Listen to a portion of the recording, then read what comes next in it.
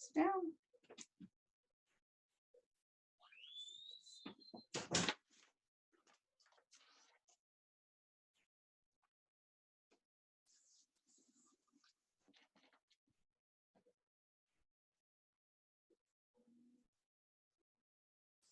We're recording already,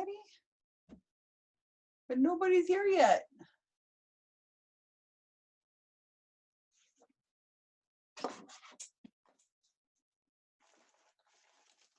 Should look presentable. Put an earring on. I'm looking at myself right here.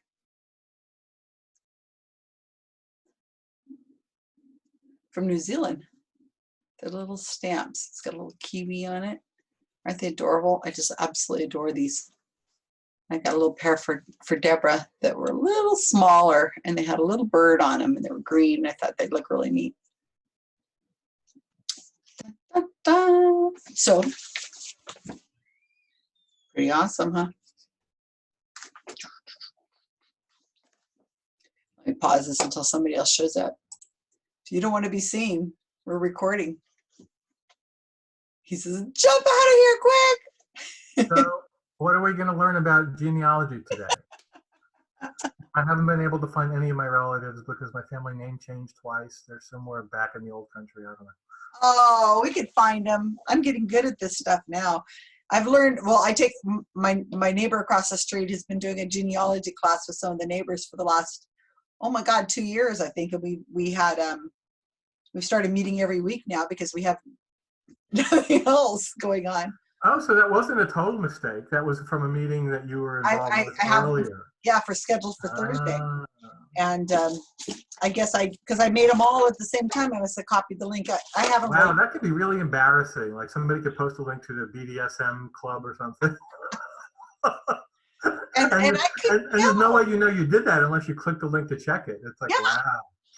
I didn't notice, but I thought it was pretty funny because you said that, and I said, "Oh my gosh, I wonder what Anyway, wow. Everybody knows that's fine. So we got a whole nother way to get in trouble in cyberspace. But you know what, Rob? I am really getting good at this hot reading stuff because I'm doing genealogy, and it has really taught me how to use Ancestor and DNA matches and newspaper.com and all kinds of stuff because I'm using it for my genealogy stuff, but then I can turn around and use it for the finding of hot reads if I want them to. So they're both helping a lot. Pretty soon I'll be able to do my own. I'll have my own show in Vegas. That would be really cool. I could look you guys up. I bet you I'd be better at it than he is. Wow. I bet I'd be a lot better. So what's new with you two? You first. David. Go David. Go David. Oh, I was going to say, well, I've been stuck at home, so there isn't all that much new, but I'm still working and. Oh, you're working from home? Yeah. Oh, yeah. Here's Sal. Oh, it's Lawrence. No, you sent a message on Facebook with the new link. Huh? Is that also on the group? Yeah, I put it on there too. And then I said, oh, I better just send it over to you guys because, oh, kitty. No, it's a cat. Aaron, hey, how you doing? Aaron. Hello. Is this Cindy's genealogy class? Yes, we're going to learn all about our ancestors. And well, this is differential calculus 101. I could teach genealogy now. Well, I could teach stuff I've already learned, but yeah, it's pretty damn interesting. I was just telling the other two that it's basically hot reading. I can hot read much better now because I know how to use Ancestry and I know how to use all kinds of stuff that I didn't know how to use before. So just before you guys joined, Susan asked what we were new. So I actually have a new thing. I now have another volunteer project besides Guerrilla Skeptics. I'm a volunteer helpline agent. It's called. I feel like I'm in the Matrix. I'm an agent. Oh, I should mention for recovering from religion. Oh, okay. Yeah. So I've been doing that for, I took training and a little easier than Susan's training for Guerrilla Skeptics. And now I'm answering helplines with all interesting stories of people who are, like I just got off the chat line with some kid who's 17. He's in his bedroom and he's afraid to tell his parents or his siblings because they're very religious that he's having doubts. And the chat keeps going away and coming back, and we're figuring he's closing the window because someone's looking over his shoulder. And it's like, wow, some of it and he said his aunt was making him go to church and he hurt himself. So now I had to hand it over to somebody else. So the question is, do we refer him to some kind of therapy? Wow. But as Susan knows, I was, the worlds collide. I was actually talking for 2 hours the other day with somebody who's got a Wikipedia article. And she told me her name, so I looked her up and I started editing her article, which is hysterical. Tell them the rest. Well, the rest of it is she shouldn't have an article. I'm not saying she did it herself. Not notable. What's that? Not notable. That's, in my opinion, there's like 30 references and about 3 of them are not her work. And the rest of them are minor, references to her. It's like, oh my God. Now, Rob, is that the person, 17-year-old you mentioned, do you feel that they're a danger to themselves or? I didn't get far enough. I had just heard that, and then I got a little worried because I haven't been doing this long enough. That's the first person of maybe the 6 or 7 I've talked to that had an issue that serious. So I kind of handed it over to the supervisor. So it would be like, with Guerrilla Skeptics from arguing with somebody, please take this over, Susan. Okay, because I was going to say my wife is a counselor and is a mandatory reporter, and I mean there are, if you feel overly concerned, well, you can send me a message. And yeah, well, actually part of RFR is a secular therapy project, which are actually therapists. So that's, if it gets to that point, the point where that it should be done, we refer them. The question here, it's a minor, it's somebody who's 17. So. Where are they calls coming from? Mostly the South, or? All over. This one was from Jacksonville. Florida? They actually have agents in I think it's Australia and the UK right now also across the country. And this is interesting, we have a list of countries with Sharia law. So if someone chats in from one of those countries, and we can tell from the IP address, we have to say we can't chat with you unless you switch to a VPN because you're not safe. Mm. Yeah. What kind of training do they give you? Just only how to talk to somebody, or? Yeah, it depends what you should do, what you shouldn't do, the resources we have, where to draw the line, because we're not supposed to, it is a fine line. We're not supposed to deconvert people. We're not supposed to give advice, like listen to them, guide them in a certain way, that kind of thing. But it's definitely a gray area. And part of the end of the training is to listen. This is interesting. This might be actually useful for Guerrilla Skeptic training. It's between when you read all the things and watch the videos and actually do it yourself. You test it. So it's like I had a fake call and a fake, you can do it either way on this. Somebody can call you on the phone or you can text chat. And I did both of those with somebody who was like pretending to be a client, essentially. And then even before you get to that point, you can listen into phone calls and you could watch the chat. So you're supposed to do that too. So you kind of take the training, the individual training, which is just reading and watching videos. Then you listen in and watch people who do it. Then you kind of get tested by the supervisors, I'll say, and then you're free to go do it. But they're still listening and watching you. Mm-hmm. Yeah. Is there a theme? Are you seeing a theme coming from like the same kind of? I think I've had too few people to know that for sure, but I'm surprised at the number of people. Maybe I had 8 people, something like that. Probably 6 of them were under 20, and the other ones were like young 20s. Only one woman, the woman you saw, was more like 40. But they're all saying, "Oh my God, I can't believe I wasted my life." It's like you're not 20 yet. 20. Most atheists I know who are out, they went at least to 30 or 40. Like how old was Seth Andrews before he decided to? 40, 30 at least. Late 30s maybe, yeah. Well, when you're 20, that's like a world. I mean, that's a long time. The funniest one was the woman that I mentioned with the Wikipedia article. I said, hello, welcome to Recovering from Religion. How can I help you? And there was a pause, and she goes, is this an actual human or is this some sort of a computer talking to me? I don't think we have that yet. Are there computers that can handle like those kinds of questions? I don't know. That's funny. So you haven't done, I've been really hooked on, you know how YouTube has these algorithms and they just keep feeding me more stuff. I've been watching a lot of people leaving polygamy, the FLDS, and something called the Order. And how they're getting them to escape and stuff. It's absolutely fascinating. Mark says, you're not watching that again. I'm like, yeah, it is so interesting. These people, they go in and they help them get all their stuff. They want to leave. And they go in and they start taking all their stuff and they put it in the car. And then almost always the woman will run back in and get a picture off the wall of Warren Jeffs and take it with her. Who's that? And Warren Jeff he's in prison right now for marrying like a 12-year-old. He's got like 40 wives. He's one of these offshoots of the FLDS, the polygamy group. He's got a child molester kind of face. He's got, you guys all know who Warren Jeffs is, right? No? I've heard the name. Yeah. So he's in prison right now, but he controls all these people. And so it's really interesting to see these women saying, I'm leaving the church. I'm out of here. And then they go and they take the picture off the wall because they still believe Warren Jeffs, who's in prison. Oh. And he's got like, 20, 30 wives, 400 kids or something like that. And oh, wow.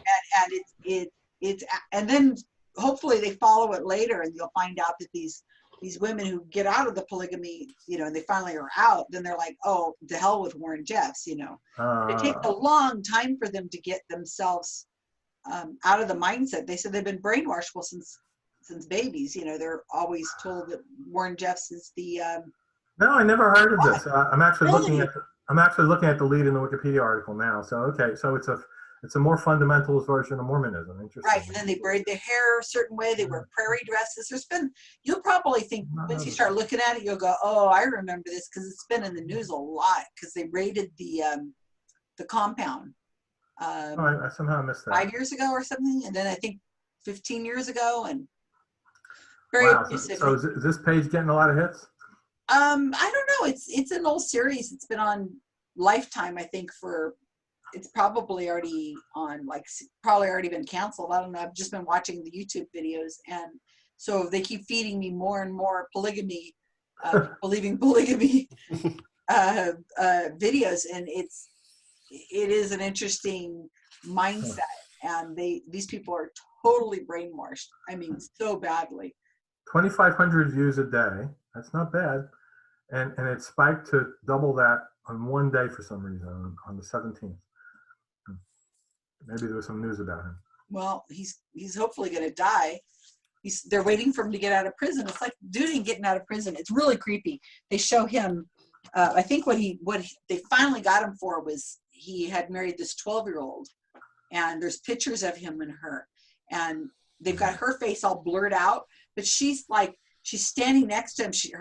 Her head goes up to like about this high on him, and then there's a picture of him holding her in his arms and kissing her, and it's just disgusting. You can't see her face, but you could she's in this prairie dress, and you just go, oh my God, and they're marrying him like 12, 13, 14 years old.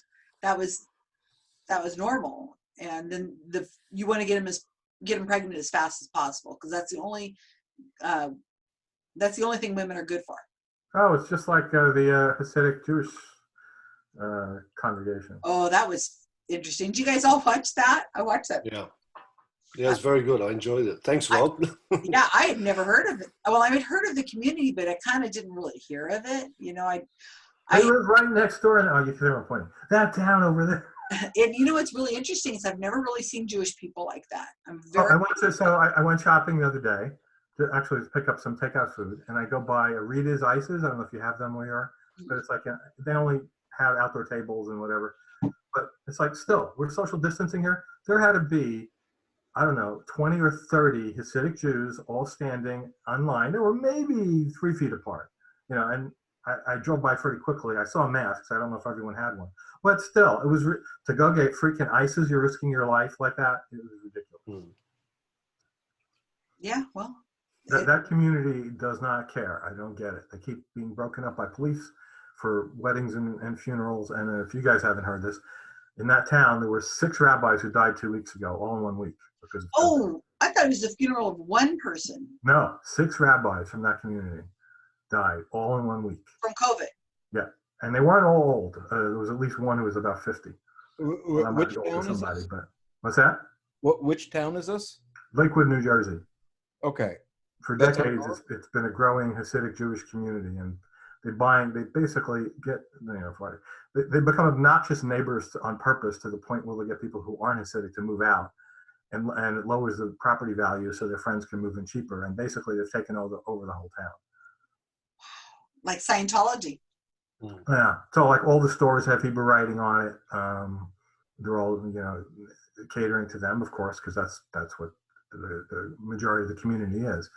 But the sad thing in this regard is, just like fundamentalist Christians who are, washed with the blood of Jesus and think they can go to church safely, these people apparently are not paying any attention either, and they don't want to pay any attention to the secular authorities regarding safety. 6 rabbis in a week. Yeah, and I haven't heard much since then, so I don't know what's happened since then. But it was after that they had the police break up, because we had a stay-at-home order in New Jersey that only 10 people can gather. They had huge 100, 200 people weddings that were broken up by the police. Wow. I actually don't get it with Judaism, but Christianity I almost do. Because like your life on earth is a dress rehearsal, and you're going to live infinity after that.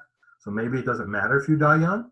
But Jews don't really talk about an afterlife, and they live to make this life good. So I don't get that at all. I just don't. I know so little about it. That movie was really like, Yeah. what? I mean, I love Fiddler on the Roof, but I see that a bunch of times. It's one of my favorite. Yeah, they weren't Hasidic.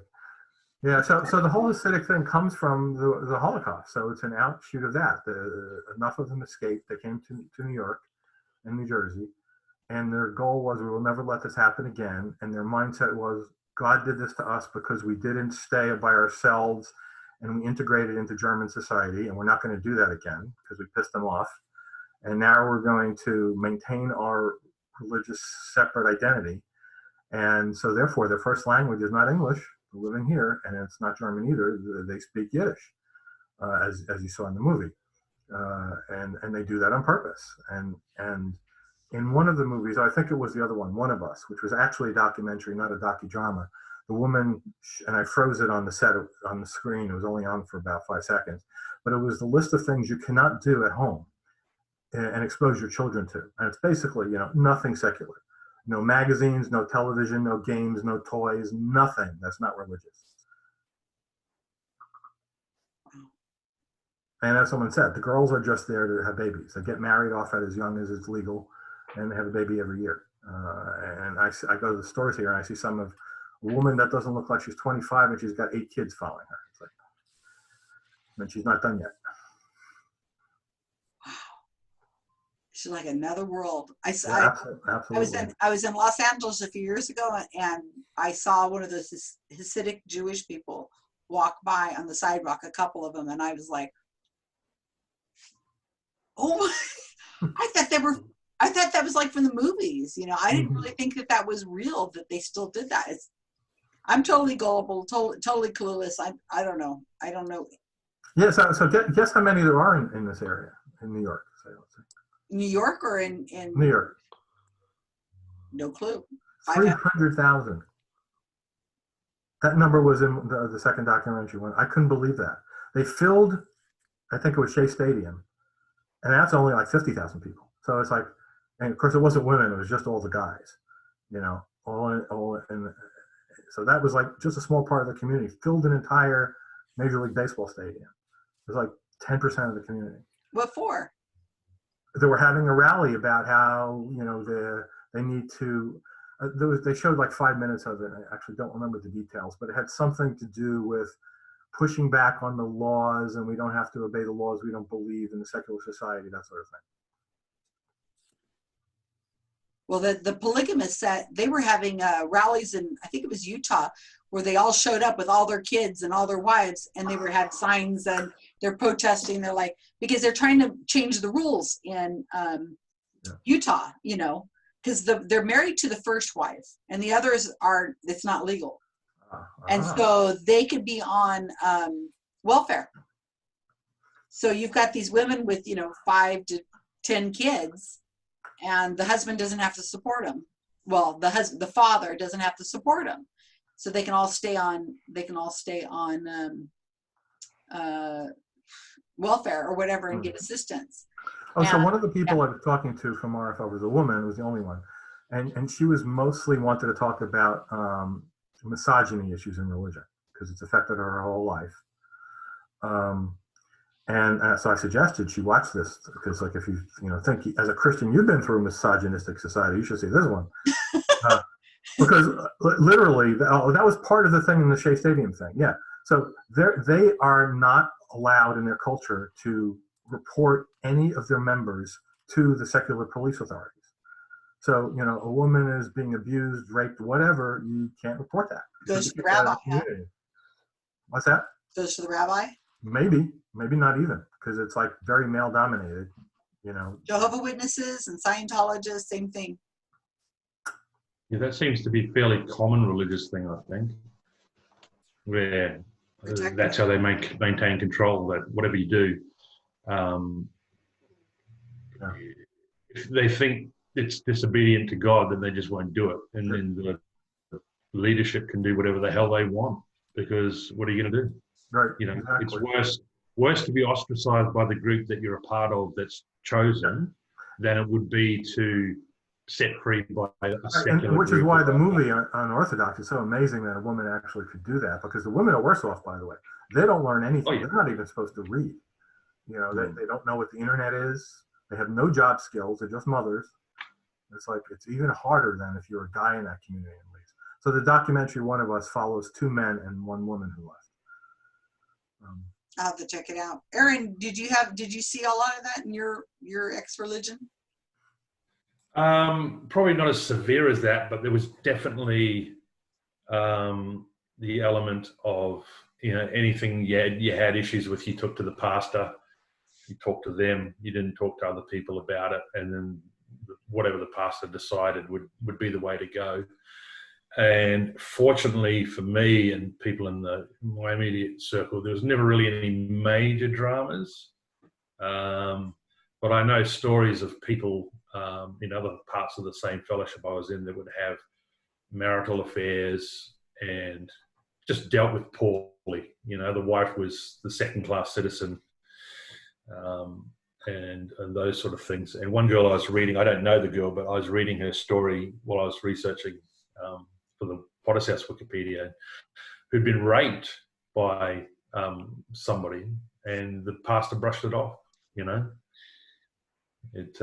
So I think that's why that sort of jives with what I've experienced and that sort of thing. For me, it was more like when I ended up leaving that church without leaving the religion, I just moved on to another church. Is Christian of some sort, I take it? Sorry? It's Christian of some sort, I take it? Yeah, Pentecostal church. It was based, I don't know if you've heard of the Foursquare Gospel Church. No? Okay. Anyway, Amy Simple McPherson started it in the turn of the 20th century, and they developed, and then the church I was in split from that, and all sorts of messy, yucky stuff. But our pastor ended up mishandling the money. Our church got to close to 100 people, which was the largest one in the city. Phrenology. But so our pastor started getting a bit of a big head because we were doing so well. It was very unusual for our style of church, because it was so militant. It was really hard to keep people. There was always a high turnover of people would come in, and then you had to be at 3 services a week, plus morning prayer, plus if we had evangelists come preach extra nights, plus Bible study, plus going out twice a week on the street to witness, hand out flyers, all that stuff. So it was really, really intense. And if it's like, if you got into that, you were so busy with that, it was hard to get out. And you spend so when that becomes your life, it's like then you eventually it normalizes, you habituate to it, and it just seems to be normal. And but because of the high turnover, on average 30 to 40 people would be the size of the average church in that fellowship. But we got to close to 100, and so our pastor started getting full of himself and doing stuff that he shouldn't have been doing. And that's an interesting take on Pascal's wager, because everyone knows Pascal's wager, right? Basically, it's better to believe in God because you got nothing to lose. Well, you're losing a whole lot of your life there. It's like, and let's not forget the amount of money that you put in as well. Right. Say hi to Rick, everybody. We were tight. Rick's here, and Rick, we're recording. Okay. Just letting you know. So do we have a Wikipedia agenda? We're all chatting about everything else. I was going to tell you guys that I love watching the Rachel Maddow show. And last night she had on the show at the very, very end, she says, if you know of anything that anybody's doing anything that I should know about, she talks a lot about rest homes and jails right now. But she says, if you know of anything, David's going to move off to the side. He's doing a tag team with the phrenology. That's funny. So they said, she said, if you know of anything, send it to Rachel.com, and that's what it's called. Send it to Rachel.com. So I did. I sent an email last night, and I told them about the GSoW project. And I told her, I used the example of how we were watching her. I was watching her on Thursday, a week ago now, and she was talking about Sarah Cody, the woman who saved all those lives in Santa Clara, which is near us and Rick, closer to Rick actually, and helped close down the state, which saved thousands of lives, and why we're not New York and not New Jersey. And so I put a link to that and said, hey, we wrote our Wikipedia page because you mentioned her. And then I said, and then we did Robin wrote the Wikipedia page for Jennifer Russell, who is the person in the director of New Brunswick, I guess, in Canada. Yeah. And then I put a few other things. I made it really as tight as I could to give as much information as I could with it still looking like it's really readable. And I sent it off late last night. So who knows? Maybe we'll get a shout out on Rachel Maddow's show. Oh, that would be weird. That'd be something else. That'd be intense. And Yes, Mark, especially because you said it came from her, she might do that. Well, so the agreement I have is that I love watching the news, and they all have these really awesome bookcases behind them. Everybody who's like these amazing people have bookcases behind them with all these books, and so I'm always trying to look really carefully at the books in the back and look at the pictures on there, and look at the art they have in the back. And I swear there's a website that's collecting all that. So I told Mark, if I'm on Rachel Maddow, I want my bookcase pulled behind me, and then we'll strategically put all the really cool books that we want people to see in the view. So he says, okay, I'll personally move over the bookcase if that ever, there, that's beautiful, Rick. Look at that. Nice. I think Mark, just to screw with you, you won't know it, but he'll have put the art of the deal in your bookcase, and that'll show up. Yeah, so the idea is that you're supposed to look scholarly, I guess. I don't know. I think it's cool because I'm a book person, but all my books are all over there and over here. So they're off camera. Here's where my cat sits. Right now I just have this cat. Ooh, what's it? What is that? I can't read it. Germs. You're muted. Germs. Make this bigger so I can actually. It's inverted. I didn't realize the camera was doing that. Well, no, it's not inverted. We can see it. Oh, okay. There we go. Who wrote it? Is it really that good? When you get to, well, I haven't started it yet. When you get to my age, you need your Judith Miller, Stephen Engelberg, and William Broad. There you go. I have stacks and stacks and stacks of books that I'm reading. I need to read, and they're just. I keep saying as soon as I get this other thing done, then I'll start on the books. But I don't seem to get to it. Yeah, I could have done that with all my extra time now. Instead, I went and I did another volunteer job thing. So, What's going on over there in Australia, you guys? You're all over this curve. And it's all you should be back to work. I mean, everything should be back to normal. Oh, they're opening up soon. Like this weekend, 2 people can go and visit friends or family. Assuming you have. You've got. Look, I've had some people calling me trying to be my friend so they can come over, and that's in my state. I'm not too sure what's happening with you, Aaron, up there, but things are slowly opening up. But they've got to be very careful to take it in small steps, because it'll all blow up in our face if we don't. So I've been very successful, but it's still tenuous, and still the retirement villages are the places where it's breaking out, if it's going to break out at all. And Really? yeah, but I heard the other day that in Europe, 50% of the deaths are in retirement villages. here it's about 20, at least in my area. And rest homes. Yeah, rest homes. Yeah, so I think that's our weak spot. What do you reckon, Aaron? Yeah, I think so. When you guys had that breakout, was it one of the nursing homes in New South Wales? Yeah, There's 12 people infected, or 12 people have died. Somebody brought it in. 8 people have died. Yeah. My wife works in an aged care facility, so we have to be extra careful about who we see as well.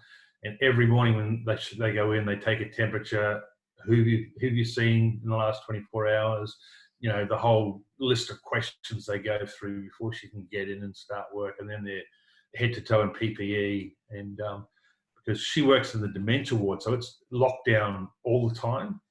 So it literally is a little petri dish. So if anything got in there, that would be it. It would just be, it would go through it. So yeah. So my mother-in-law was in it's called long-term care facility, which is sort of supposed to be for people who can sort of live independently. Mostly they have their own apartments, need a little bit of medical care, stuff. People come in and clean their rooms and whatever. But these days it's more like the nursing homes used to be in the U.S., where most people have walkers or in wheelchairs, and it's gotten. My wife tells me, she's in this industry. Over the decades, it's gotten the level of sickness has gone up. Nursing home patients are sicker than they used to be, and people in long-term care are sicker than they used to be. They're one level. They would have been in nursing homes a couple of decades ago. Anyway, my mother-in-law was in one, and the first COVID positive patient was in the Alzheimer's ward, which is locked off, and my mother-in-law is the first person there who died. I don't know how many people have it now, because now they don't have to tell us anymore because we don't have a member there. I think if you have a family member, they'd have to tell you what's going on. But, my opinion, not necessarily the place's fault, just government's fault and everything. Everyone did what they had to do too late. It was like, okay, let's, they have people who work there who are regular people who go home every night. And what were they doing checking their temperature? Well, guess what? Only half the people have any symptoms at all. Exactly. I mean, so, no one was wearing masks because the WHO partly was saying you don't have to. And now, of course, everyone is, but it's too late. How's your wife doing? I feel so bad for her. Very hard. The hardest part was, couldn't be with the family. She couldn't go to the hospital to see her while she was on her last week of life. Couldn't go to the funeral. And right now we're afraid to go into the place to look at her furniture or take anything out because it's probably, as you said, a petri dish. And I don't know how long that's going to go on. But I have to wonder how many people have it there now. 3 weeks later after she was taken out and sent to the hospital. We've been watching these people in Michigan and elsewhere, shouting at people, and we keep, I keep thinking, okay, let's set the clock for 2 weeks from that day, and let's see what happens. Yeah.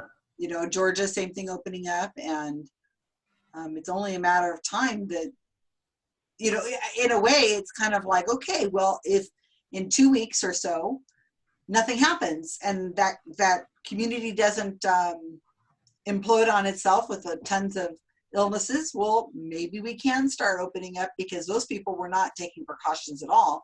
And if they didn't catch it and they didn't spread it and they didn't, nothing happens, maybe it's all right. But if it's in 2 weeks and we have a devastating, even worse, then we know, no, we can't do it.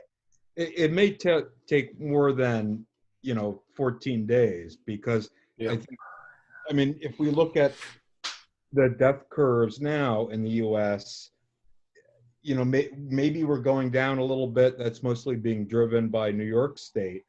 But a lot of states, the death rate is continuing to increase or stay about level.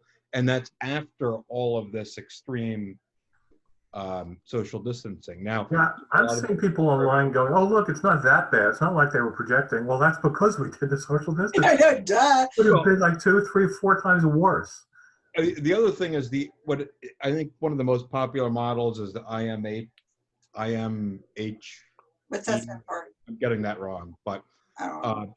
they're predicting 72 or 3 now, and we're at 66, 67 with well over 1,000 deaths a day in the U.S. And I think we'll easily exceed that number because these death rates have not started dropping. Now, you know, it's part of it is they're adding probable cases and the reporting is slow to catch up. But For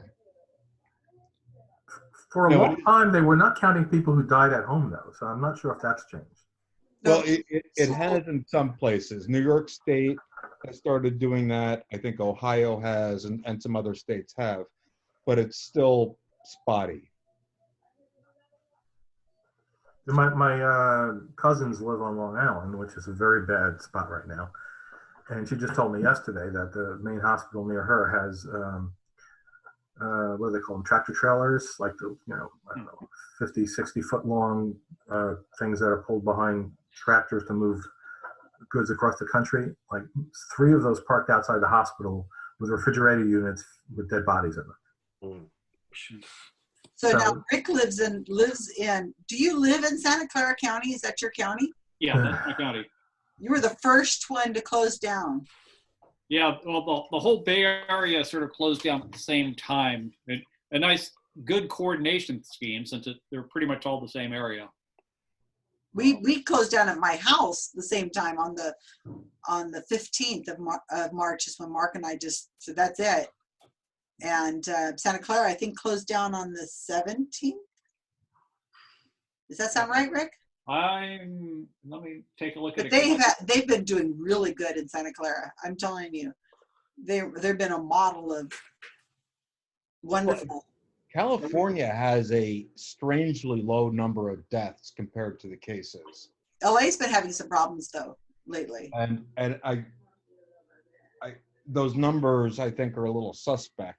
I don't know. We closed down. We said done way before we had our first case. I think the same time New York City did. Isn't that right? And then we closed down, and New York City stayed open. Yeah, New York City was like 2 weeks behind California as far as starting to do close down. And they did it so gradually too. You know, it's like, oh no, let them go to school for a while. No, let the trains go. And we're like, no, that's it. Jane Novella reported this last, I think it was the last one, maybe it was the one before I'm catching up on the Skeptic's Guide episodes. And there was some analysis that showed because of the 2-week delay, and they even said like how many deaths 1 day of delay in New York City caused, and it was like thousands. Yeah. We should change the subject from COVID because this is really morbid and we should be talking about something like Wikipedia or something. It's got cat pictures. I saw cats before. No cats. No cats. There could be more cats. So, guys, did you anybody get your new issue of Skeptical Inquirer? I don't know if you get this, but one of our members has got an article in here today. Not today. This issue. David Powell in Ohio. Oh. By the way, David, the other David that's in Ohio. He's got an article in here. I have not read this yet. I keep telling myself I don't want to. What's the name? What's the subject? Sci-fi. Let me see here real quick. But he's got like 4 pages, and I'm so proud of him because this was a big deal for him to do this. David Powell, page 42. Let me see.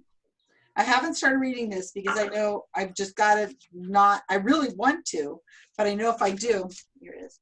I know if I do. Too far away. What was it? Called The Expanding Universe of Science Fiction, Science Fact, and Science Communication. Oh, fun. 4 pages, and even has a nice little photo of David in So do there. you know how that happened? Yeah, he said that he wanted to write a article for Skeptical Inquirer. I said, well, here's the person you want to talk to, and he talked to Ken Fraser, and got it in. Took a long time. David here has got his phrenology dummy. He's going to at least be healthy. In case he's contagious. But yeah, so this is so awesome to see our team, branching out. I just So got is he going to get a column? Is he going to get a column out of this? We could, if anybody wants to get a column, I'm sure we could find a way of getting them a column for Skeptical Inquirer online. Does he want to do that? Does David want to do that? I don't know. I think what it was is I asked him to write a column. I asked him to write an article about backwards editing from Skeptical Inquirer magazine. I said, because he's been kind of in charge of that for a while. I said, from January to December, take the whole month, the whole year, and look at what we did and see, come up with some kind of article on it. And I said, that would be a really nice article to put in, on in the online column. And he said, I really been wanting to do this thing on science fiction. I'm like, whatever you want to do, I'll totally support it. But we should have more people doing columns. That would be really cool. Yeah, that's something I'd like to do. Well, Aaron, you could do it if you want to Yeah. do it. We can make it happen. We kind of know. That would be good, because I think one of the things was, I'd really like to do this, but I've got no clue how to get it to where it needs to go, or anything like that. Oh, we can do that. Right. Yeah, no problem. What kind of things would you want to talk about? Oh, that's a good question. Probably something to do with anomalistic psychology, or along those lines of the, conspiracy theory stuff. The stuff that I'm interested in. So yeah, Mick West has a column on conspiracy theories, but he's only written 1 article or maybe 2. I don't know if he's stopped officially or what. Well, he had the podcast. Yeah, he still does. Well, what happened was, who was that? Mick West. Oh, okay, don't know. So what happened was I was listening to the Daily podcast from the New York Times, which is a phenomenal podcast, and they started a new podcast called Rabbit Hole. Yeah. And they've got 3 Tales from the rabbit hole, down the rabbit hole, something like that. Well, no, this one's called Rabbit Hole by the New York Times. Oh. And it follows one guy's story, and he's like addicted to YouTube. And it follows how he went from, he was listening 12, 15 hours of YouTube a day. He'd go to sleep with it on. And so he went through, and it radicalized him. He became alt-right. And then he went all the way through, and now they've just revealed that he's become a left, to the left. But what they did is they downloaded his YouTube history, and they watched. They could see how what sprang up, algorithms came up and fed him the next video, and how he went along, and how his journey was. It took like 3 years, but he finally got out of it. And now he's actually doing YouTube himself, but it's called Rabbit Hole. So I wrote to Mick West. I said, oh my God, Mick, there's a new podcast called Rabbit Hole that's about YouTube and how people get caught into the algorithm, get caught into this world of conspiracy theories and alt-right beliefs and stuff. And I said, I wouldn't doubt if you would catch a little bit of the bump. People might be searching for Rabbit Hole and find Mick West, and Mick goes, oh, I haven't seen it yet. And then like 3 days later, Mick puts out an episode, and he hadn't put one out in 6 months. So I said, well, I guess I got him started again. I hope he does more, but because Mick West interviews people. The last several, after I listened, I had to write him, and so we had a little bit of chat back and forth. Who, you and Mick? Yeah. He interviewed somebody about, actually it was just in the news again, the Pentagon officially released the videos of the UFOs. Oh, the TikTok stuff, yeah. That's really an old story. Yes. It was leaked last year. So Mick interviewed a sailor who was on the ship who saw those. And so he's telling all about his own story, right, about it. And I'm listening to it, and he's talking about the Aegis Weapons Defense System, and that's what I work on. And he's just doing bullshit about it. Like, this guy doesn't know what he's talking about, or he's just making shit up. So I call Mick up, and I go, this is a classified project, and I can't tell you any details, but I can just tell you that guy was talking out of his ass. He either doesn't know what he's talking about. What's his position on the ship? oh, he's kind of a computer network guy. Yeah, they wouldn't know anything about the actual weapon system. So Right. he was just like making stuff up and presenting it as if it's facts to bolster the story that these were actually alien spacecraft. It was really annoying. So Mick said, oh yeah, I suspected that, but like, you can't look this stuff up, so I couldn't even challenge him on it. Well, maybe now Mick should interview you. No, I can't talk about it. Well, you could say, I Any can't more than talk I about did. this, but I can tell you that that was bullshit. No, see, even this is an interesting thing. If someone leaks a classified thing and you see it on the internet and say it's on a video or something, I'm not allowed to say, no, that's wrong. Because then it's kind of giving them some information. You know? Yeah, so technically I can't talk about any of those details, even if it's just to say that's wrong. So, no, can't do that. Well, you do So I was just talking to recording Mick generally. I can't get any specific about it. Anybody working on anything else exciting, Wikipedia-wise or skeptic-wise? I started to have a look at that.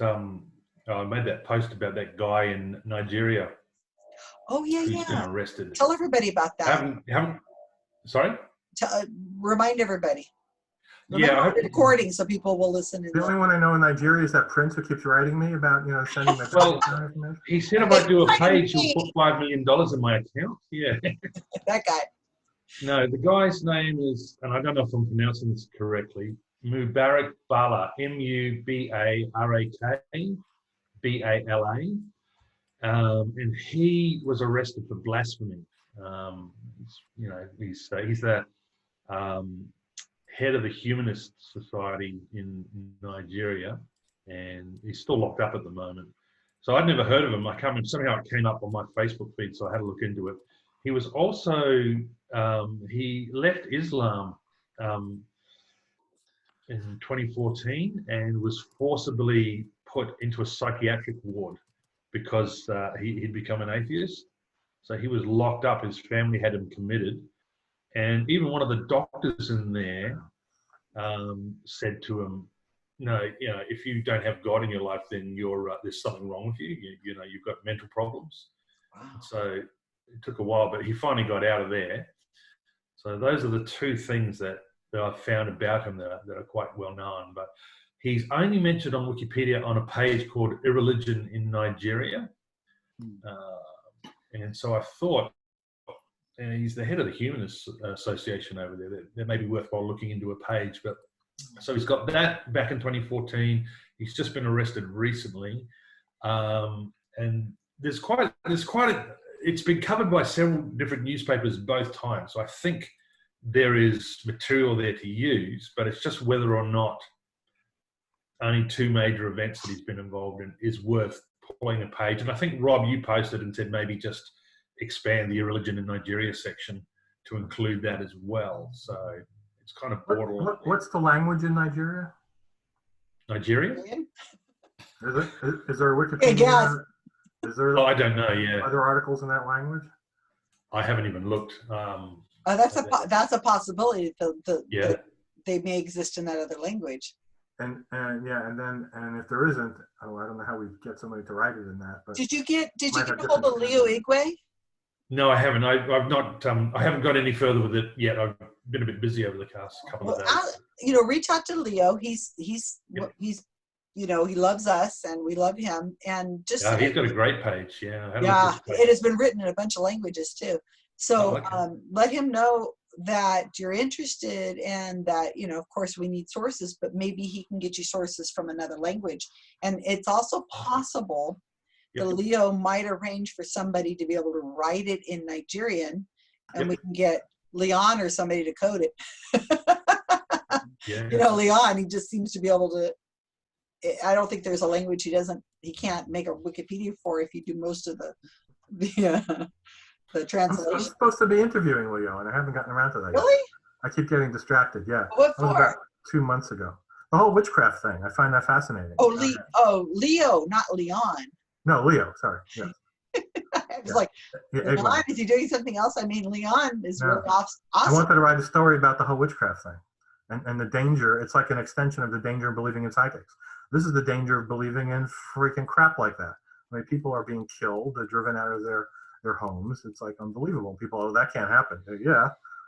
Oh, see, not just the Middle Ages. Let me It's show you. happening now. You know, and it goes back to like you were saying about these people with the group that you're with, Freedom from Religion Foundation. No, that's right. It's not foundation. So there's Freedom from Religion Foundation. That's a separate thing from. Okay, Freedom from. Yeah. No. So this is recovering from religion. Oh, recovering from religion. Okay, sorry. Carol Ray, yeah. But when mixed I them was up. growing up, you know, there is no way I could have come out as an atheist. I was challenging my beliefs. My parents would have had a cow, especially my mom. She would have just. You know, it would have been close to being thrown out of the house kind of. Wow. It was really bad. And I'm in California. But I mean, she was really hurt that she knew that I was challenging it. And I didn't realize it, but I think my mom told me years later that she thought my dad was probably an atheist. I'm like, oh, thank you for telling me that now that he's long dead, you know. But it was really difficult. And of course, we had no internet, so we had no way of looking anything like that up. I was 17 when I first heard the word atheist and heard of a person that it was possible you could be a non-believer. I never occurred to me. But in some countries, and I've mentioned this in some of the lectures I've done, is that, you know, you can challenge your beliefs here in the United States or Australia. It's like no big deal. But you could challenge your beliefs and you might get yelled at, you might get grounded, you might get thrown out of the house, but in some of these places you will be murdered. And the police will go, oh, well. Well, I mean, it could happen here too. I mean, what you're talking about is a general, Not likely. societal thing in America. But so, yeah, yes, this weekend we had a Zoom session with the recovering from religion people. Mm-hmm. Some were clients and some were agents like me. And I think this was a client. He's a legally blind young man, young 20s, somewhere in America. He had left Egypt because he became an atheist. And he said he would be murdered by his family if they found out. And his wife is about to give birth back in Egypt. And she's also a very religious person. She doesn't know that he's an atheist. But he's here? But he's here, yeah. He doesn't know what to do now. So that's his thing. It's like, oh. You're going to have to build a new life, I guess. What can he do? Yeah. And like, if you read that story. What was that, Aaron? I was going to say, one of the tough things in that sort of situation from personal experience is that, like I've heard, you listen to the Atheist Experience and Matt Dillahunty and stuff will say things like, well, if it's a situation that's dangerous, you just got to pretend, just keep pretending that you are religious and stuff. But I know in the last few months before I left, that's literally what I was doing. I was pretending to still believe, and it was the hardest thing. I was a worship leader, so I was up leading songs, playing my guitar, and encouraging people to praise Jesus. And that was kind of did it for the clergy. When you're in a position now, this is rubbish. I don't believe any of this anymore. It is so hard when you're going, I'm violating my own beliefs because I don't believe. And it's, oh man, it's just that it wrenches you emotionally and mentally. Do you know about the Clergy Project? Sorry? Do you know about the Clergy Project? Yes. Yeah. Yeah, I've never gone. We weren't technically a minister, I guess, but that's sort of similar. Yeah. Listen, I was this close to actually becoming a pastor. I got offered to become a pastor, and fortunately I turned it down. Yeah. But in the church that I was a part of, you didn't have to go to Bible school. They didn't believe in that sort of stuff because that killed the spirit, because all this academic learning, they were against that. They just want people who were on fire. You didn't have to be theologically very accurate or knowledgeable. You just had to be able to pump people up because it was all about numbers, getting bums on seats, and bringing in the money. Yeah, bringing in lots of money. Yeah. Well, that's it. Okay, guys, I'm sorry. I have to cut out early. I have a date for another Zoom session. A date? For a comedy club, by the way, which is where we used to go to in a Reuben Comedy Club. And now because all of the comedians are out of work, they're all doing it on Zoom for a small fee. So it's kind of... Oh, that's nice. Well, that's all right. You can cut out. We'll see. All right, guys. Maybe I'll cut in tomorrow if I get a chance. Yeah, we're going to do it again tomorrow, but more for the Europeans. Bye. I told Julie. See you, Rob. Julie and Harold joined us. They told me that they just wrote another Wikipedia page. It's a canary white-eye. They've been really into these birds because they go out and they take pictures of the birds, and then they see the Wikipedia page is crap, and then they import all the pictures they've taken and they rewrite the Wikipedia page.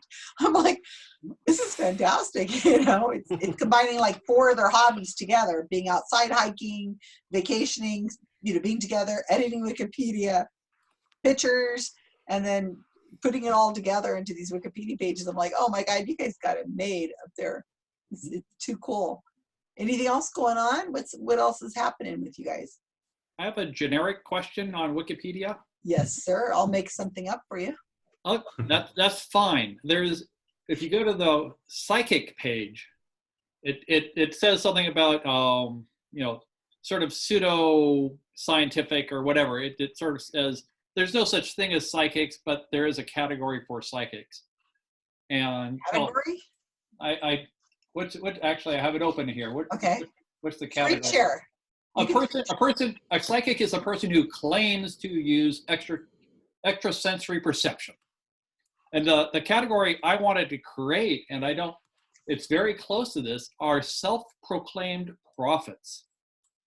People who say they're speaking to God, or God is speaking to them, and then they deliver their messages, and it's like, boy, that sounds so close to saying they're a psychic.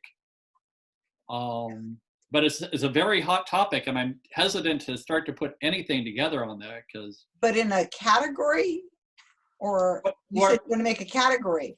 I don't know. I don't know where to begin to create a Wikipedia page on self-proclaimed prophets. If you go to the prophet page, it treats it as a serious. Muhammad was a prophet, and these are known prophets, but you can't find. There's not even a paragraph for self-proclaimed prophets. Well, Rick, do you want to rewrite the Wikipedia page for prophets? Yeah. I'm sure that wouldn't be a rabbit hole at all. You might be done in an hour or two. Maybe that's the way to do it. Is if I can create a paragraph that goes, or a couple of the section and that goes under self-proclaimed prophets. And sticks. Well, they're all self-proclaimed prophets. Yeah. I think it's more under new religious movements. That's possible too. Yeah. Because they're religious gurus. I don't know. I'm thinking because I have a personal interest in it. I'm thinking more along the cult lines. Sort of. Maybe that's a separate subcategory of self-proclaimed prophet. So I'm a religious leader, follow me, or I'm a religious leader, I'm speaking for God. So, and I will help you find them. I think you should try something on the margins first to get your feet wet, and then slowly get yourself in. Maybe pick one of those self-proclaimed prophets and work on that page. I remember there was a guru that had a Wikipedia page. Oh God, probably right in 2008 or something like that. Wow, that's a long time ago. And I had a heck of a time changing it because it said he was 700 and something years old, and I was like, wait. You can't be seven. Dog years. Can't be seven. Yeah, dog years.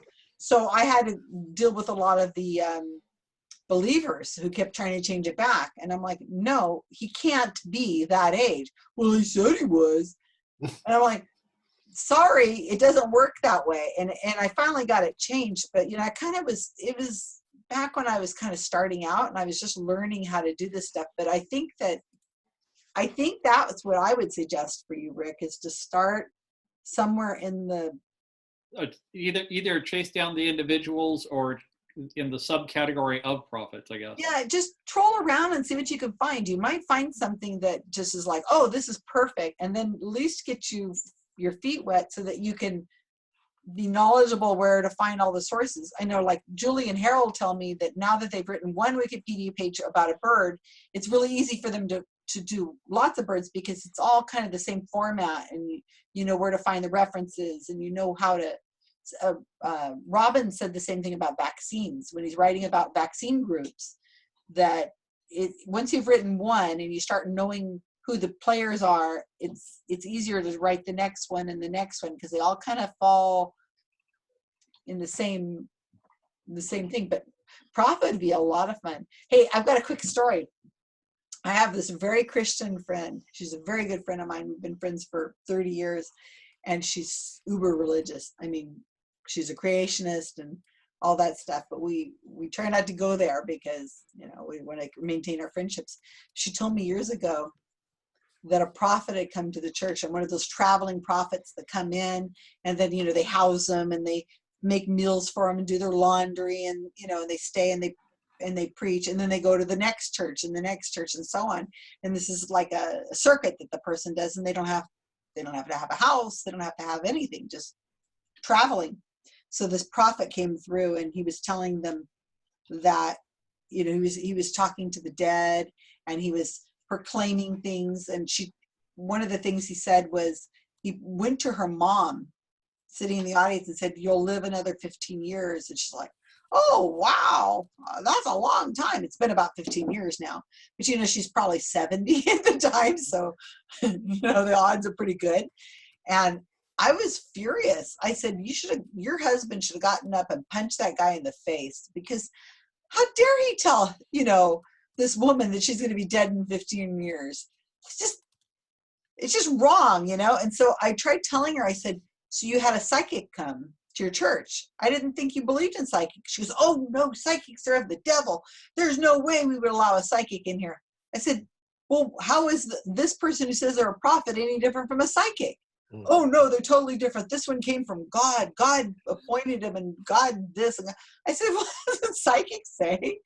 She just would not believe it. And so every once in a while, I'll find a way of putting it in there. If I say something about psychics, I'll say prophet, psychic, same thing, and she gets all mad because she doesn't want to believe that her pastor was fooled, you know. And it's just a psychic. It's all it was. I'm like, "Oh, so, you know, you had any more psychic prophets coming to your church lately?"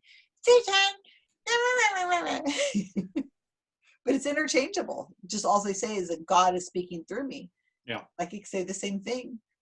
I think it'd be fun, Rick. I think you should do something like this. I will start it. We need somebody who would be an expert in that area, because we don't have anybody else who does that. Well, now, in all fairness, Mike Pence is speaking to God and helping direct our response to the COVID, and so clearly That's why we have 65,000 people he's a dead. real prophet. I mean, he's the real deal. He's in power. Doesn't have to wear a mask. He doesn't have to wear a mask because God's protecting him. Except the next day he had to. Wow. Or 2 days later he had. That plant in Indiana, I think he was touring. That was different. Yeah, you raise a good point. At the level of people who talk to God through prayer and think God is telling them what to do. Because I think a lot of government people sort of say, "Oh yes, I'm doing this for God," or, you know, "God told me to." It's like, is that the same as saying you're a prophet? And there is that fine line. I'll have to watch and dance around that. You know, and it's funny, is you would say, "Is God speaking to you?" You know, we call that schizophrenia. Yeah. When somebody's hearing voices, I think you need to go see a doctor and get some kind of medication or something. Talk to somebody. I don't think that's kind of normal. "Oh, but God talks to me. Oh my God." It's pretty funny. I don't know. I just rewrote that Wikipedia page for Henry Gordon, the magician up in Canada. I'd never heard of the guy before. What a freaking amazing person. All the things he did. And so Mark Edward and I were having a conversation about, I was thinking about it, because several times during writing this Wikipedia page, I'd come across an interview that Henry Gordon did, and he was saying how frustrated he is because people continue to believe, how people they won't look at the evidence. They, on how easy they are to fool. I mean, he pulled off this, like the Carlos hoax that Randy did, where he pretended to be a psychic and he got up on stage with a disguise, and the whole audience was just like falling into it and everything. And then he went off stage, changed clothes, came back and said, "How many of you believe that fraud that was here a minute ago?" And they're like half the room, hands went up. And he's like, "That was me, and I'm here to tell you that psychics are just magicians." And so he was frustrated, and I can't imagine, how awful that must have been to constantly be you're working your heart out, and then they still believe in. So anyway, my point is, Mark and I were talking about it, and we said, did he make that much of a difference? And where would that area be? He was mostly in Montreal and Toronto area. Where would it be if he hadn't done that? And, Mark and I do these psychics things, and people still believe. It's frustrating, I don't know. I don't know if there's an answer. Your thoughts? Give me some wisdom. David's quickly coming to the. Well, some wisdom. people still think the world is flat. So psychics is small game. I mean, if people think the world is flat, there's major issues and people's understanding of things. Well, I'm thinking generally, not just psychics. I'm thinking that, Well, I guess that's my point. Is I mean, all out there. How stupid can we be? It's there. Even if you don't believe in the moon landings, there are many high altitude photographs that show clearly the Earth is curved. So if people aren't, fisheye lenses. how are you going to get them to believe that, psychics and that, my friend here isn't? Well, that's real. That's science. In the future, I mean, so it's a difficult. But I think during this time, actually, more people are listening to science now than at. I don't know if I could say any time in the past, but people really are listening to the scientists during this pandemic. Maybe not our administration in the U.S., although they are to a certain extent. But this can be a time for science to shine, and but the thing we're going to face is that many of these models are going to be shown to be imperfect, which is the nature of a model. But I think this actually is a very important time for science, because science is getting. I mean, our Ohio Republican governor right now is. I know he's a Republican and he's doing damn good. And that's awesome! Really, like, yay! Really talking about it, and so that this actually is a very big time for science. Now it will be spun in many ways, if because obviously there are many predictions and earlier models we're gonna find out were incorrect. But a model is a way of, it's a best guess, and if you're dealing with public health, I mean, you have to have. Sometimes you have to accept the imperfect as a model for how, what to plan for. So yeah, that it's. I agree. I think I've been saying this for ages, is that I believe that Trump is our Sputnik moment.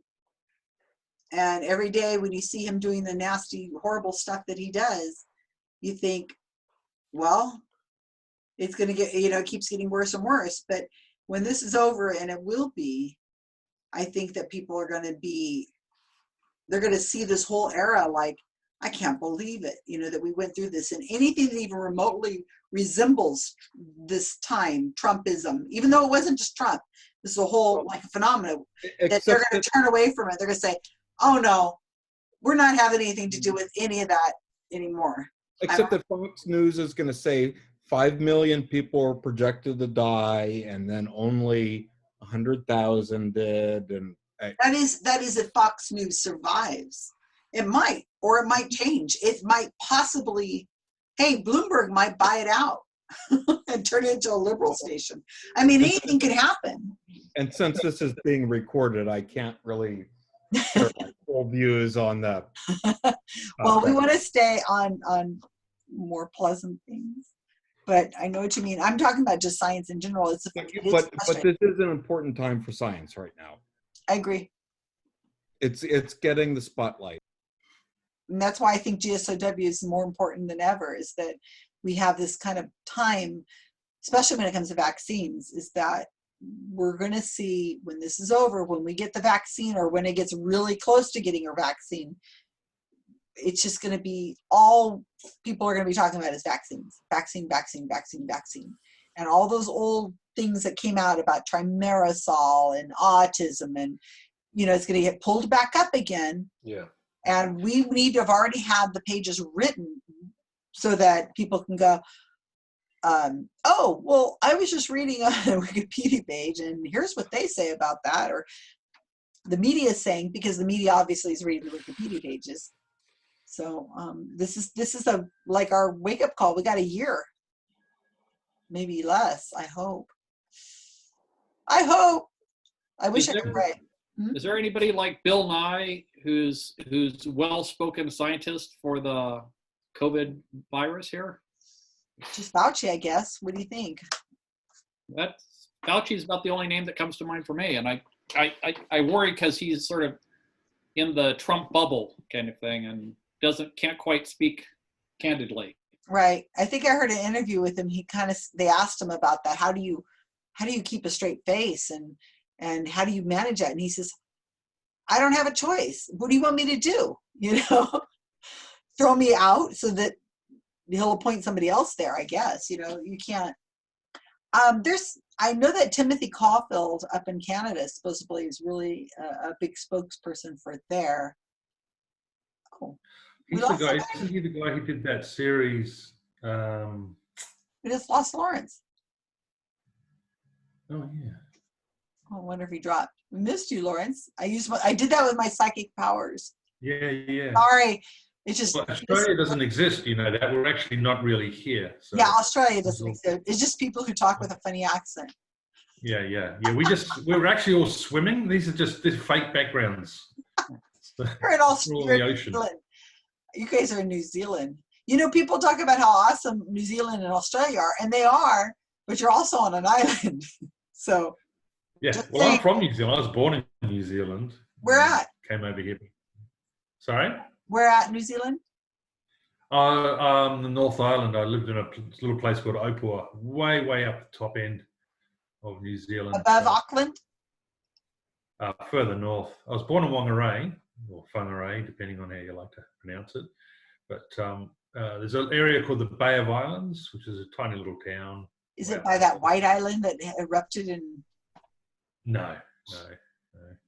But I've been here for, 40 years in Australia. Oh, I wouldn't be able to tell the difference between your accents. I can't tell. You know, it's amazing, like with accents and stuff like that. Even now, I'm 48, so I've been here for 40 years, came when I was 8. Every now and then somebody says to me, you're from New Zealand? Because I've still got just slight, I guess, pieces of accent that have come over with me. Although for the most part, I generally have. We have no accent over here. So you guys who have the accent. Yeah, it's all us. Well, you know what it is you pick up your parents' accent.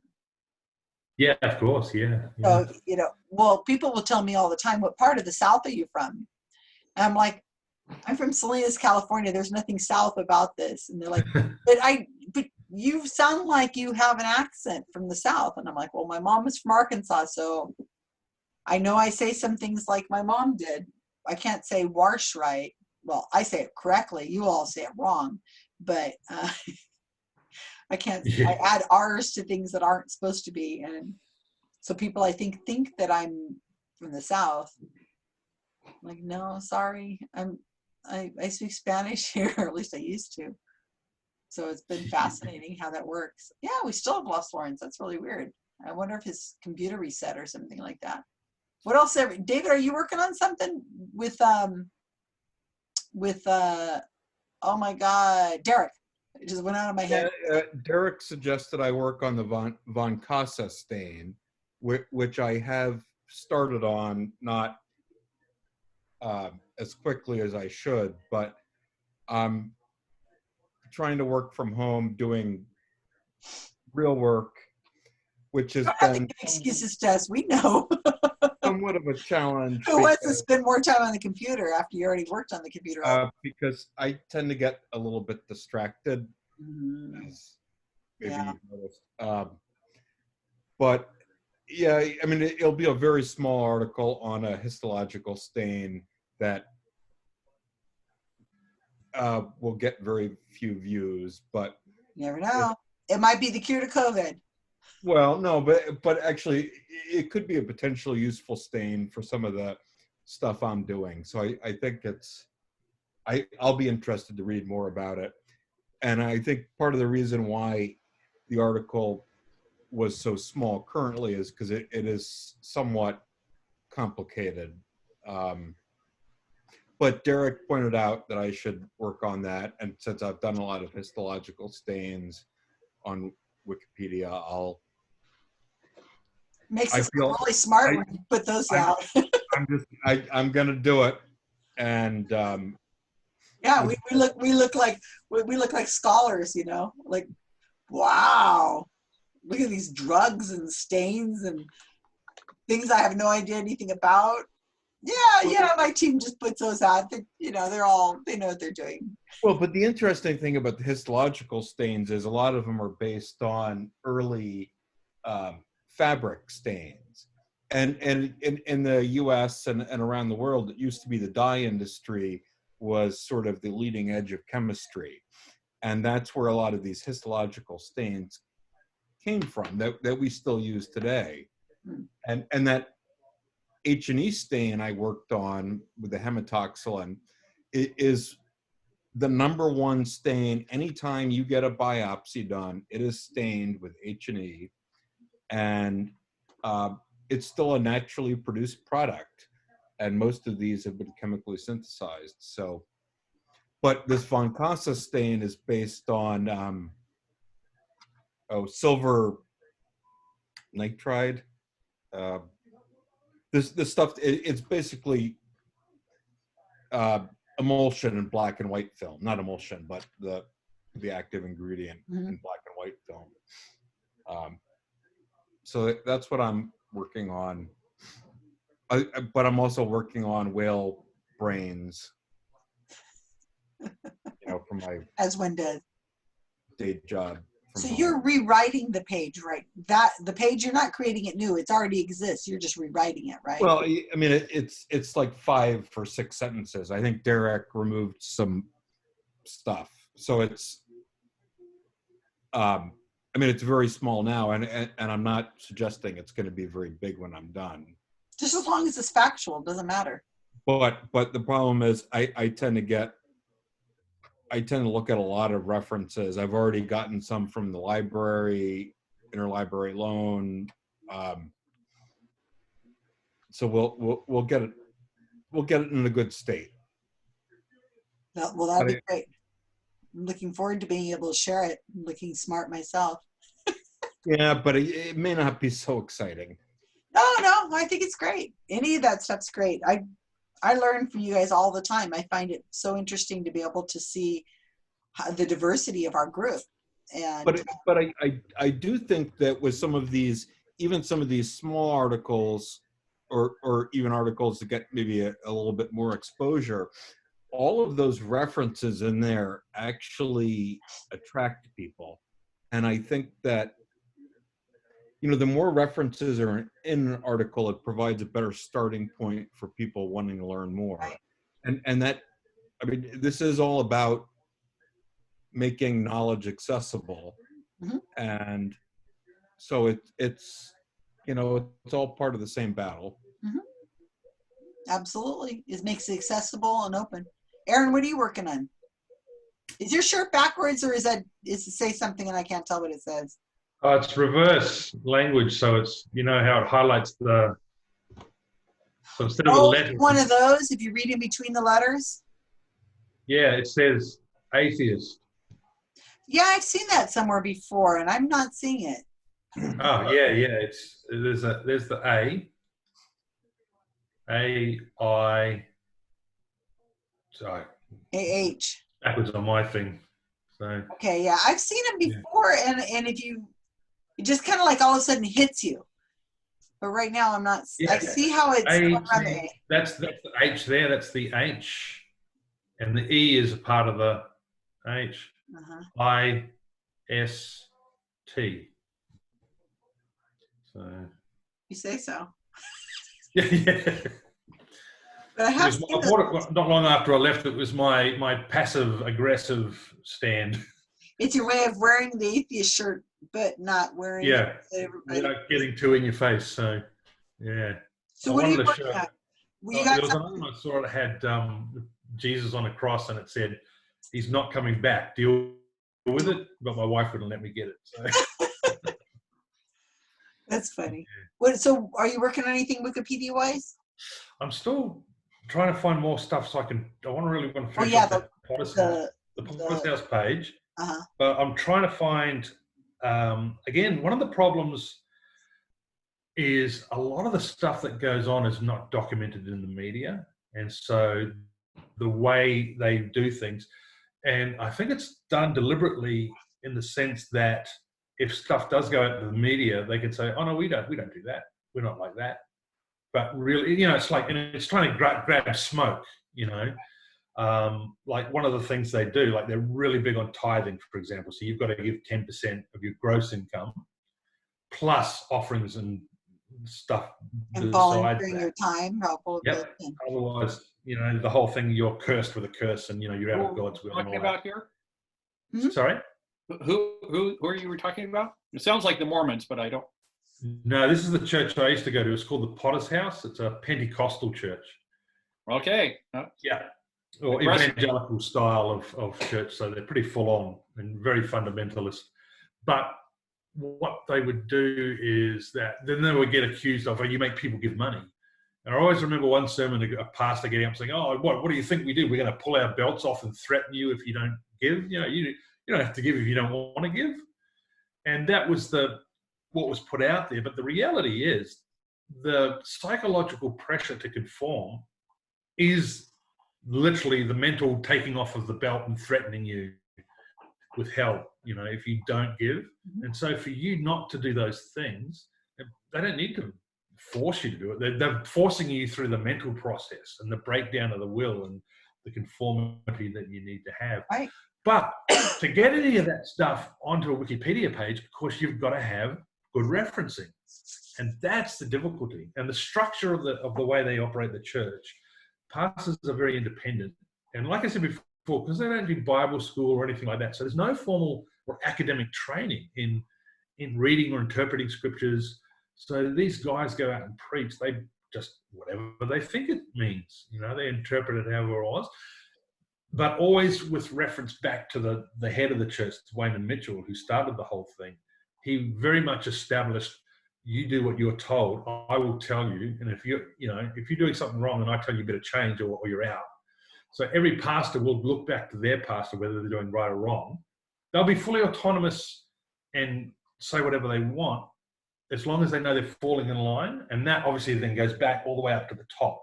So you've got kind of like a pyramid scheme of stuff going on there of what's right and wrong and how to do things. That's the guy we deleted his Wikipedia page, right? Yeah, that's the guy we got rid of his page. Yeah. I was very happy about that.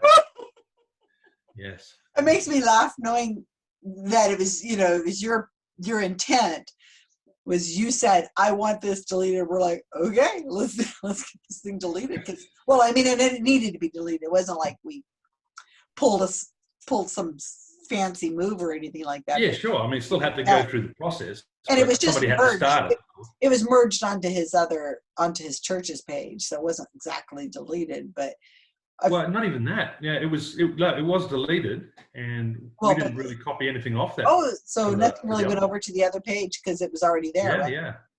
Yep, I find it just hilarious because here you were one of the. It's just like the ultimate revenge. You think about it. It's like, Yeah. And it's great because it's not. I like it because it's not like I'm arguing with somebody over Facebook about it. It's like, no, let's just cut off the access to the promotion of it. And again, the Potter's House page is a lot of just self-promotion. A lot of the stuff on there That was really interesting to read that page. I was very interested in that. You know, it makes me I've think. rewritten. Go ahead. I've rewritten the history section and put that up because that was all one-sided from their position. So and of course, because they were using their own self-published sources, which are, you know, written by their own pastors and stuff in the church, and you know, you can't do that. So I was able to get. I was so glad I found a copy of a book written from a Foursquare pastor, which is the church they came out of. So because it's a secondary source, and the guy really went into depth on the split and how the church what the real reasons they left, you know. And so I've got all of that in there now. And people, you know, if people want to dispute it, it's like, well, that's there. The sources are there. That's the information, you know, and you can't change it. Plus, the other thing I've done too is in my attempt to be neutral as well, as I've been defending that pages as well. A lot of people, ex-members, will go up and they've really vandalized it. Oh, this is a cult, or he's a scammer. So I've tried to make sure I've been first in there to delete those sort of things and correct. So I've got a history of, well, no, I'm not just attacking the Potter's House. I'm actually defending that page as well. Because if it's true, it's true. I like that too. I used to do that on psychic pages and stuff. They'd put in, oh, well, they're a fraud or whatever. I'm like, you got a citation for that? What was that, David? Somebody got a thumbs up for something. Thumbs up. But yeah, you kind of, the rules are the rules. I want to know what Rick is eating over there. It looks really good. It looked like chocolate, and is it chocolate cake? Do you have chocolate cake? You wish. It's chili and pita bread. Oh. Sorry. I was looking for chocolate or something like that. I couldn't quite tell. I think I'm going to bake cookies. I've been working out, and now I'm like, all right, I think I can deserve some cookies now. I want to make some cookies. We have extra eggs. So I'm like, all right, we're going to have eggs. So I'm going to make some cookies. That's, I think I'm going to end up. While I'm remembering, I want to talk about newspapers.com. Oh, sure. Now, I tried to get on. Because I don't think anybody's seen that video I made. I haven't watched the video yet. But a couple of weeks ago, I tried to get onto that because I was looking. I found there's the cult. What are they called? The Cult Education Institute has a whole list of articles about the Potter's House, and a lot of them are from newspapers. So they've basically reprinted the newspaper article, and they've put what paper it came from, the date, and the journalist. Okay. But I can't find the original paper clipping. So I tried to use, I thought, well, maybe I could get them through newspapers.com. But when I went on, you had to pay for a subscription. So well, I have a subscription. Well, have you been long enough that you could get your own subscription? And remember I said newspapers.com. As soon as you posted that, I was like, yes. So, but you have to be a member of not just a Wikipedia member, but a member of a project on Wikipedia. Really? Are you sure? Yeah. Well, then so you've got to be Project Skepticism. Yeah, well, I did actually. I signed up for Skepticism. There's a couple of pages that I've signed up for. So I've only been a member of a project for 5 months, and I've got a total of, I think, 475 edits that I've done. And they want 6 months and 500 edits, although they're kind of flexible. Edit, put a period in, take it out, put it back. Yeah, but I think you've got to put, when you apply, I think you've got to say why you want to access it. And I think they do check you to make sure you're... Well, you're right around the corner. I would say I'll not far off. But if you're almost there, then... So another month or so, and if I just keep banging out some edits, because the biggest trouble was then I was searching for those articles. I'd go to the newspaper sites and I just couldn't find the originals, because I would rather use the original articles as citations rather than have, well, this one page has all of these articles. Right. You know, it would look better. Even though worst comes to worst, I will use them. Yeah. But that's what better to have more citations than one citation you've used 50 times, which is what was happening with the Henry Gordon page. You know, there was like 10 references I was getting out of one thing. And I said, I need to find some way of breaking this up. It looks like I'm just repeating this chapter of this book. But newspapers.com just kind of fell in my lap. I thought, I could look at that. Wow. Oh my God, look at all these newspaper articles.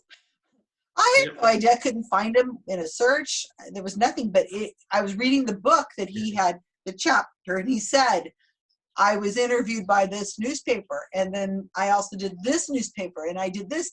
I thought, oh, they're there waiting for me to find them.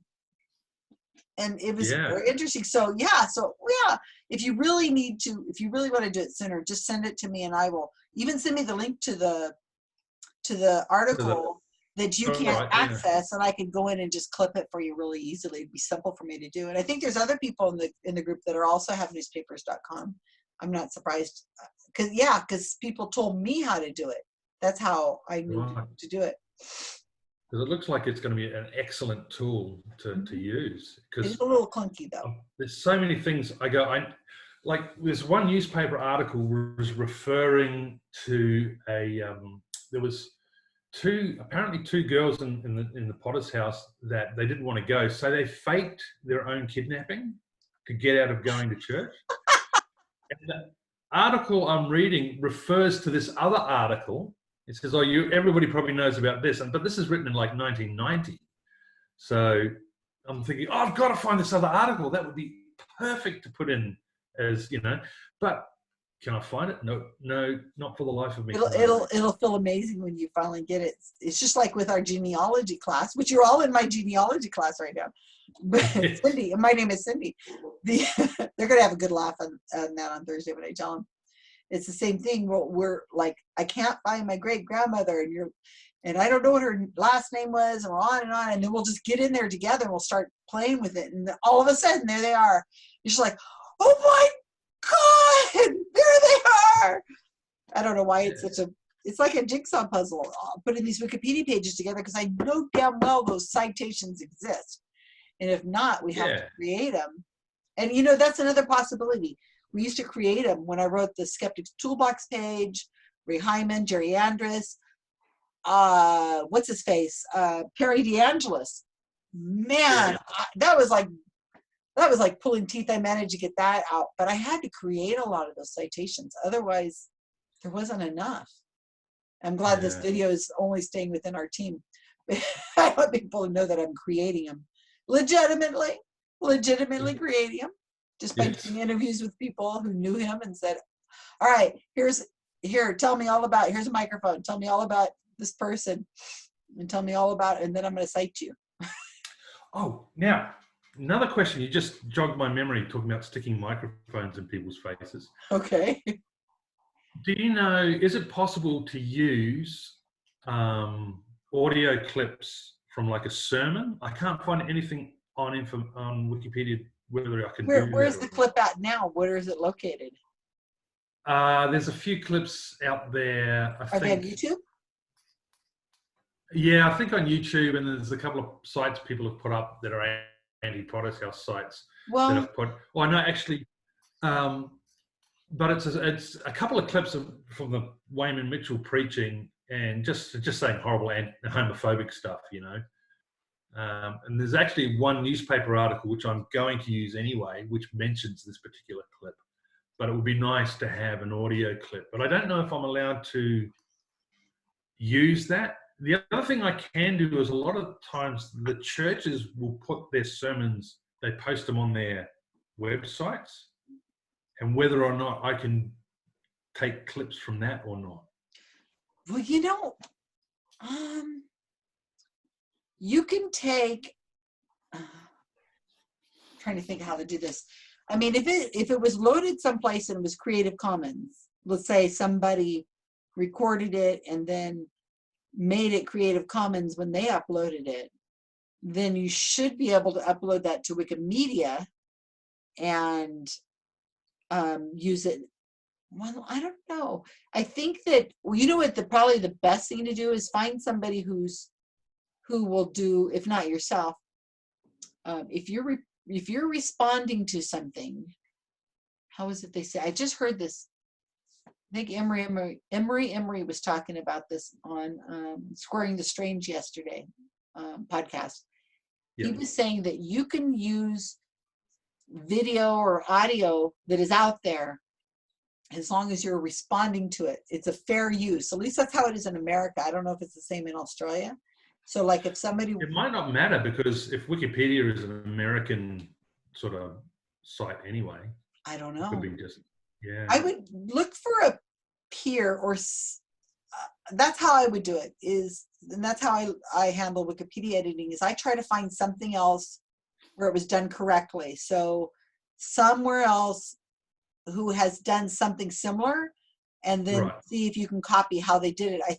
I wonder if the Jehovah's Witnesses have Yeah, or maybe Scientology might have. Scientology Yeah. or Mormonism. I know that, but I'm thinking of relating it to the Wikipedia. But yeah, it'd be really interesting to have video or audio.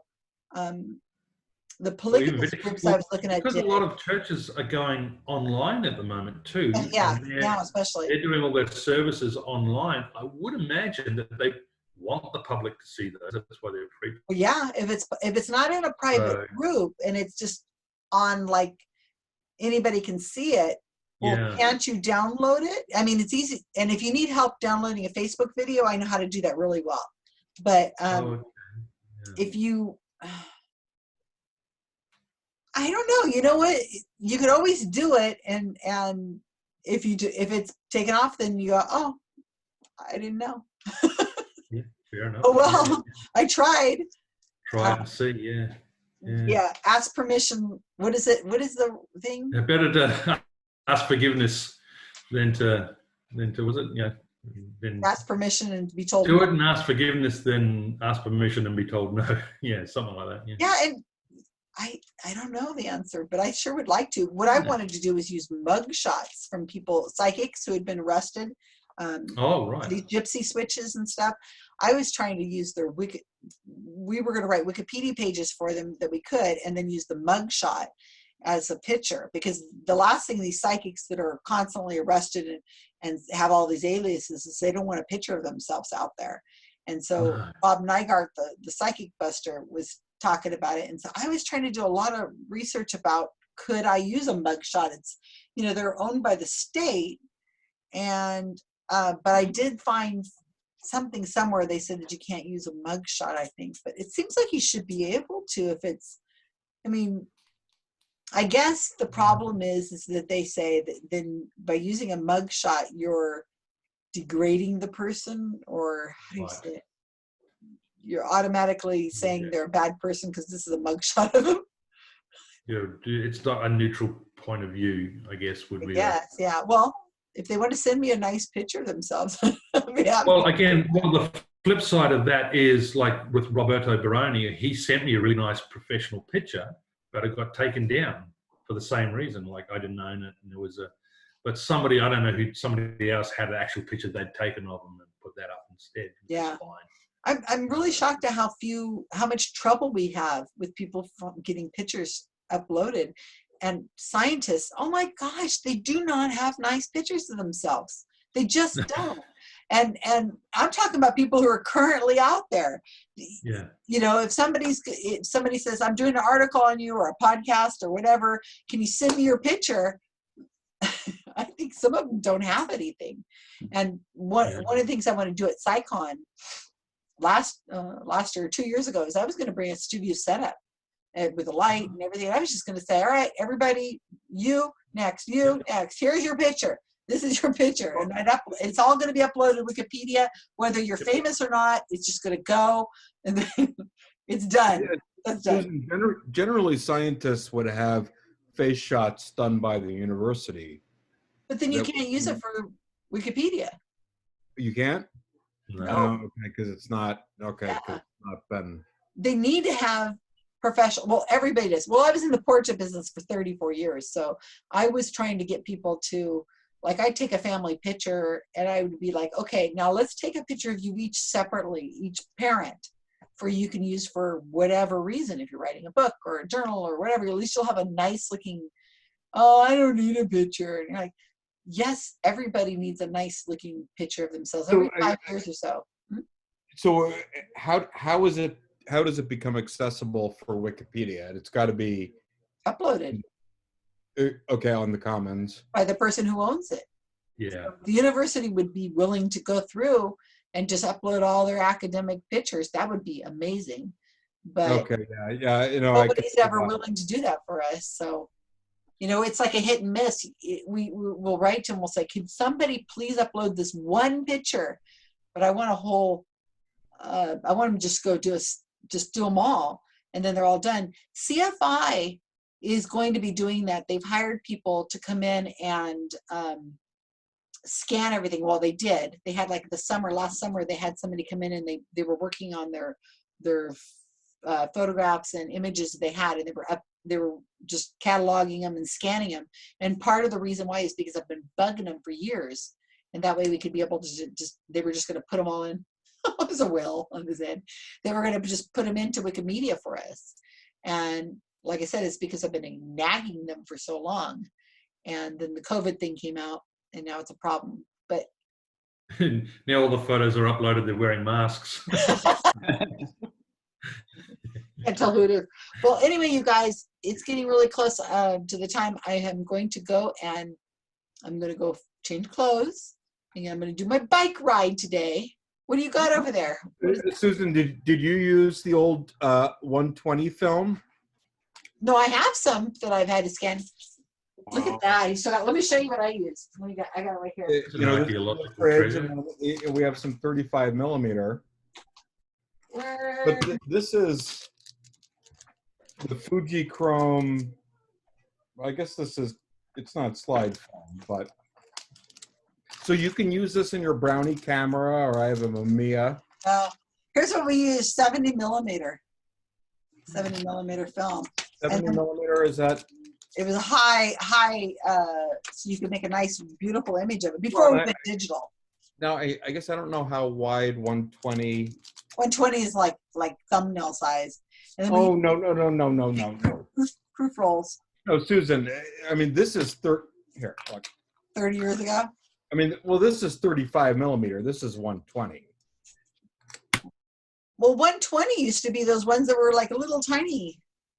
No, that was 110. Oh, 110. Yeah. Okay, so this is 70. Yeah, so then that's even bigger than this. This is 35 millimeter film, and there's the 120. Okay, yeah. So then this is 70. So that's even a bigger format than what I'm using. No, we didn't use it. We were using 70 millimeter, and then went to digital.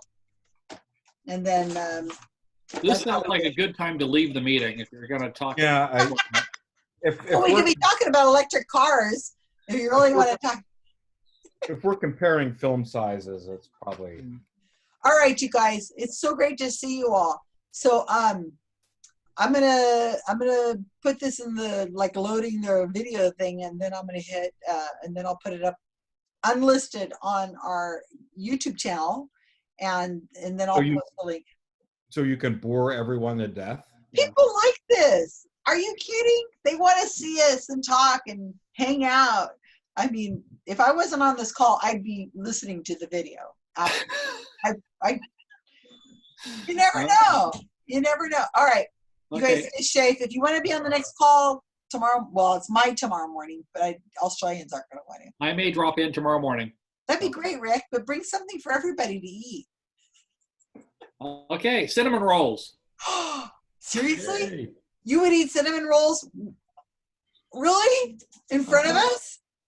Yeah. Hey, That ain't right. Yeah, we'll see. I'll go and I'll get some cinnamon and I'll smell it as I'm. Yeah. All right. Bye, guys. Bye.